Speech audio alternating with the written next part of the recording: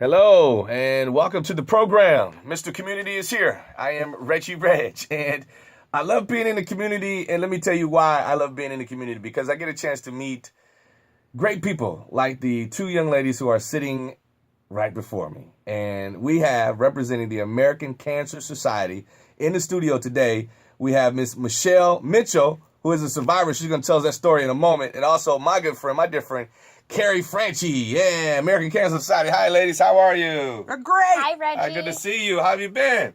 Good to see you too. Yeah, it's Great been a to long see you. time. Great to I'm meet glad you you. guys are here. Yeah. So let's start talking about it. As a matter of fact, we'll start with Michelle, if you don't mind. You are a cancer survivor, 11 years. Tell us about that quickly, if you don't mind. Well, I was diagnosed in 2006, and I am 11-year survivor, and I work for the American Cancer Society as well as a Reach to Recovery volunteer. How was that being a survivor? Were you, I've never been through these types of things, and many people have not. So when they told you, hey, you got cancer or something, were you like totally frightened? How did you feel at that point? I was terrified. I heard the word cancer, and then everything just kind of blanked out after that. And the day I was diagnosed, I came home, and my husband actually, believe it or not, had a stroke. A month and a half later, he was gone, and I began my cancer journey. Wow. And now, 11 years later, you work for the American Cancer Society, and you actually go out on, if I might say, a tour to speak to people, to educate them and put the information in their minds. That's a great thing that you do. Yes, actually, I'm blessed and honored to do this every Monday.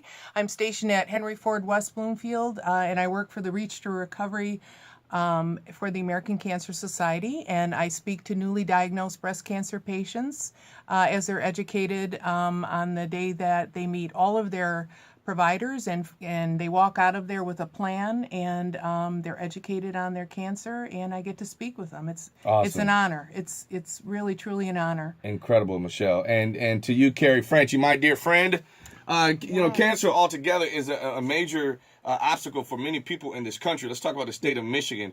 And we don't have to really talk about stats or whatever, but just in general, cancer is probably the one thing that I think if you name a lot of different things, we all should really be, looking at trying to get a lot of information about, right? Absolutely. It's something that everyone needs to be aware of. This year, we're estimating that 57,000 people just in the state of Michigan are going to be diagnosed with cancer. Wow. And unfortunately, about 21,000 of those new cases are going to result in deaths. So it's just really important to be educated. Yeah. And Carrie, at my former station I was at, you talked about something, a program in which you guys would provide transportation. Yes, Road to Recovery. Road to Recovery. There Road you to go. Recovery, Yeah. How's that absolutely. going? It's amazing. It's really wonderful, and it's so great to be able to help people. When you're diagnosed with cancer, I think, as Michelle just said, your first thought is survival and what you're going to do, your treatments, everything that goes into surviving a cancer diagnosis. And sometimes things you don't think of are how you're going to get to treatments, or do you have the peer support, or do you need emotional support from other things. So there's so many different avenues and ways that the American Cancer Society can step in. So we have volunteer drivers who will actually pick patients up from their home, drive them to their treatment, and then get them back to their treatments. Yeah, and so I am a man. You guys are females. You're a woman, right? So there's a distinct difference in some areas. I would be concerned with stuff like prostate cancer. By the way, ladies, you gotta give me you got to pause here. Okay. Carrie, we talked about this before. Yeah, but I had the prostate. I've had checked several times now, maybe 3 or 4 times. I'm 46. And just about, not even a month ago, ladies, I had my first colonoscopy. You did? Yeah! Wow. And it turned out great. Good job. Now, my grandfather, believe it or not, everybody, this is cancer in my family. My mother's father died from colon cancer as a result. My mother, when she went, because it didn't have the same things when granddad was around, but my mom went in for her first colonoscopy, and they found some polyps. And later they told her that they were precancerous. Okay. So, but she got them removed. She's gone a couple times since then, and she's doing fine. I went my first time at 46, nothing, no sign of cancer, no polyps, everything. So I'm very thankful. Good and for you. I like to challenge all men, especially men, black men, to go out and get this colonoscopy. It is so very I'm important. so glad you brought that up, because this is, especially with a colonoscopy, this is a stigma, and this is something people are scared of, and they don't want to. It's uncomfortable, and it's uncomfortable to talk about, but it's easy. You just said it was easy. It was quick, and it's over. It was. And I was afraid, though. I'll admit. I was like, oh my God, what's I going to haven't happen? had one, so I can't say I completely understand, but I can empathize. Yes, it's scary. And, but I'm glad you did it, because it's something that's necessary. Thank you. And I encourage everybody to do it. And Michelle, so you've done the breast cancer thing you're very familiar with, but how about other forms of cancer? Because I think, if I'm not mistaken, at the last interview at the other station, Carrie told me that lung cancer is like by far the one that people are like, whoa, once they get to the doctor, they're like, stage 3, stage 4, it's kind of too late. So what are some other, forms of cancer that are important that we need to really realize? Well, my husband was diagnosed with melanoma, so that's another cancer that,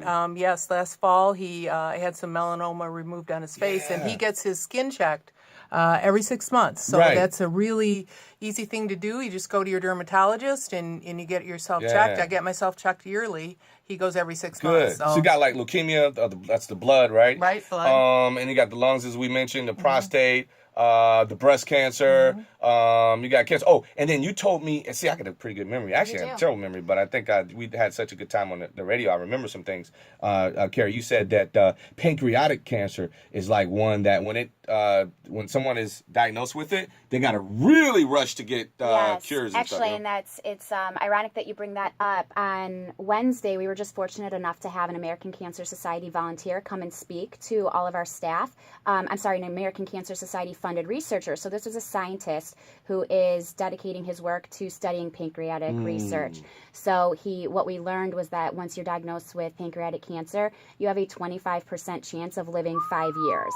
But in the past 3 years that he's been studying this, the survival rate has actually increased 8%. And while that sounds very small, that still is a huge thing. Yes, he equated that to 22,000 lives that are actually being saved.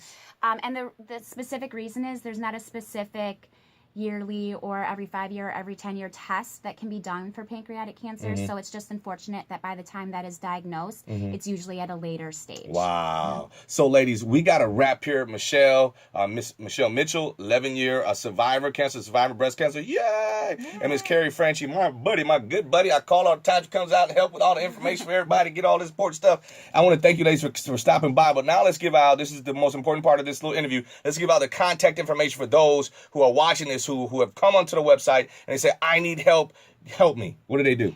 Call us. Call the American Cancer Society. We have a toll-free hotline. You can reach us 24 hours a day. There is somebody there to answer your call. 1-800-227-2345. Write it down. Call us if you yourself are going through a diagnosis, if you know someone who's going through a diagnosis, if you want to volunteer with us, if you want to get involved in one of our events and help us raise funds to save lives, call that number. You can also visit us at cancer.org. It is a website filled with factual information that will help walk you through anything that you need. But please, again, 1-800-227-2345. Call us. We will answer any of the questions. Say that number again, Carrie. 1-800-227-2345. Yes. And Michelle, anything you want to leave us with? It's an honor to work for a great organization. Everything's free. Please call us. Check out the website. Call the number. We're here to help. We're here to give information. We're here for you. Awesome. Ladies, I really want to say thank you to you guys for coming by today because you didn't have to do it.